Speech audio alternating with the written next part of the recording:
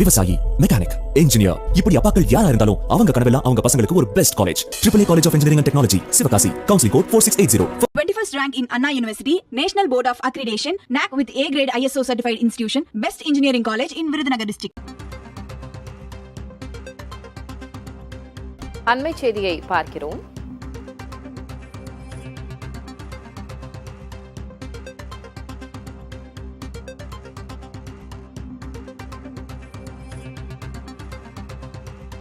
ஆதிதிராவிடர் பழங்குடியினர் நல ஆணையத்தின் மாநில அளவிலான விழிப்புணர்வு மற்றும் கண்காணிப்பு குழு கூட்டம் முதலமைச்சர் மு க ஸ்டாலின் தலைமையில் தலைமைச் செயலகத்தில் தொடங்கியிருக்கிறது.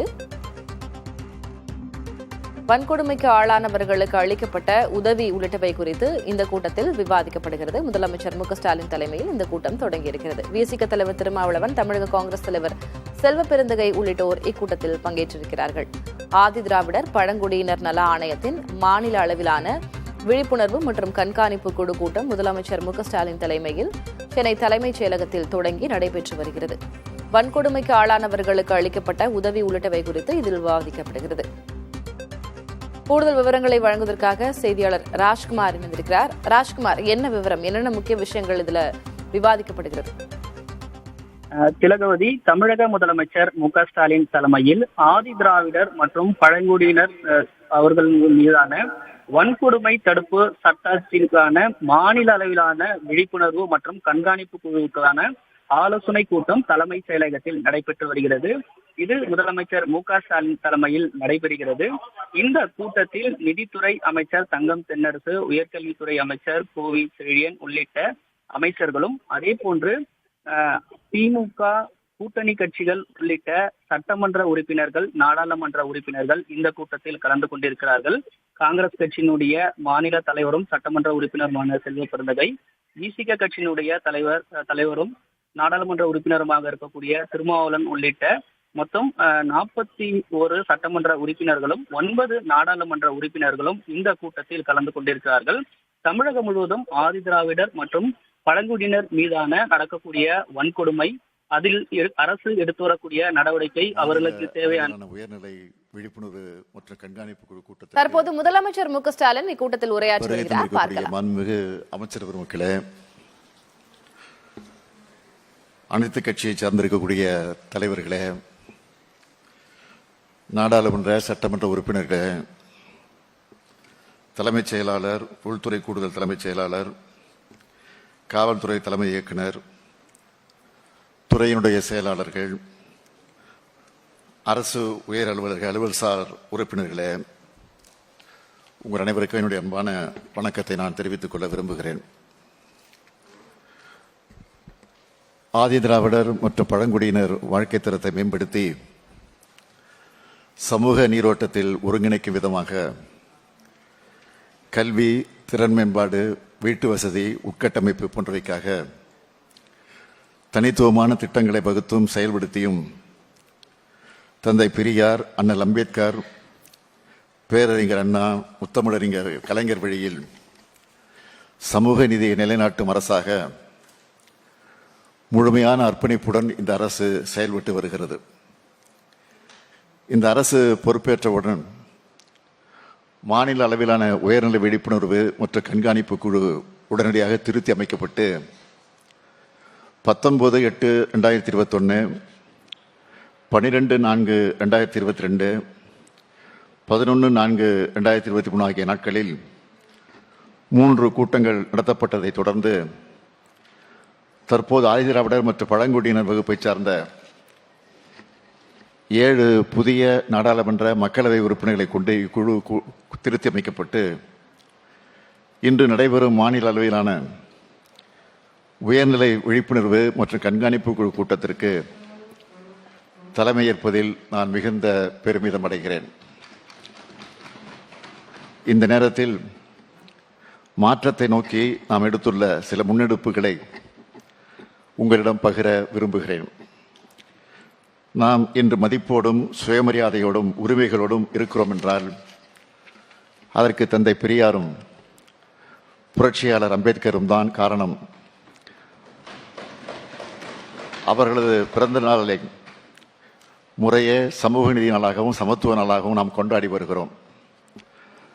வன்கொடுமைக்கு எதிரான விழிப்புணர்வை ஏற்படுத்திட ஜனவரி 24 முதல் 30 வரை மனிதநேய வார விழா, சமத்துவத்தை நிலைநாட்டும் விதமாக ஜனவரி 26, ஆகஸ்ட் 15 மற்றும் அக்டோபர் 2 மற்றும் வேறு முக்கிய உள்ளூர் விடுமுறை நாட்களிலும் சமபந்தி விருந்து, சமத்துவம் காண்போம் என்ற தலைப்பில் காவல்துறை மற்றும் வருவாய்த்துறை அலுவலர்களுக்கு விழிப்புணர்வை ஏற்படுத்த 40 லட்சம் ரூபாய் செலவில் 983 நபர்களுக்கு பயிற்சி, சாதி பாகுபாடற்ற சமூக நல்லிணக்கம் மற்றும் சமூக ஒற்றுமையை கடைபிடிக்கும் கிராமங்களை ஊக்குவிக்கும் வகையில் 10 கிராமங்களுக்கு ஒவ்வொரு ஆண்டும் 10 லட்சம் ரூபாய் வீதம், கடந்த 4 ஆண்டுகளில் 259 கிராமங்களுக்கு 25 கோடியே 90 லட்சம் ரூபாய் நிதி.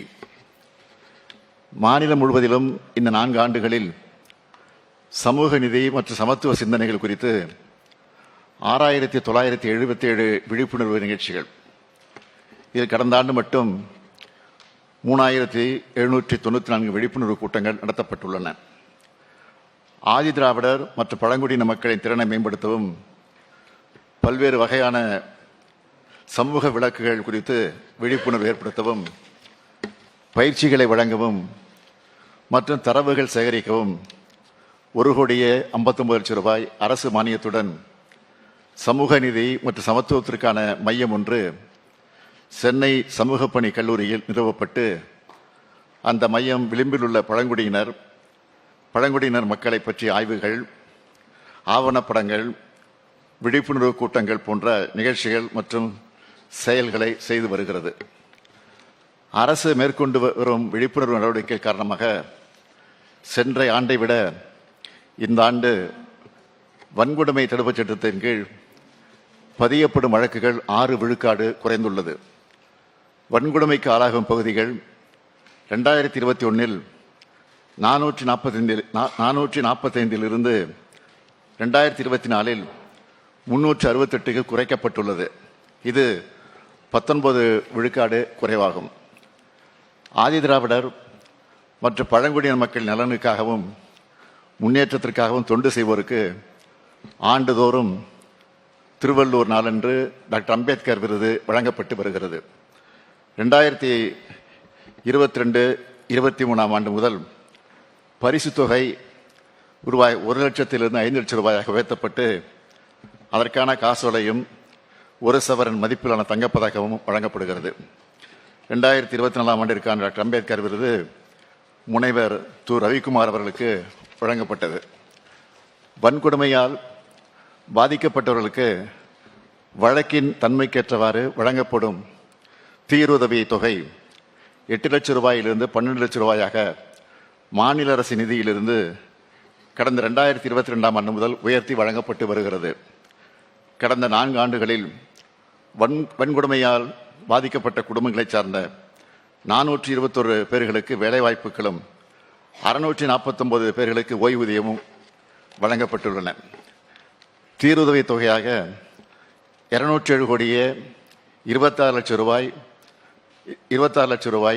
17,098 நபர்களுக்கு வழங்கப்பட்டுள்ளன.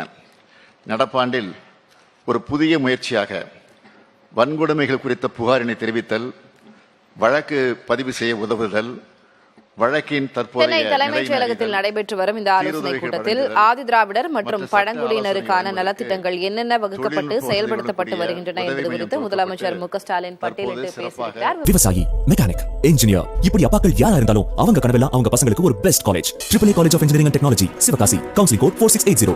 21st rank in Anna University, National Board of Accreditation, NAC with A grade ISO certified institution, best engineering college in Virudhunagar district.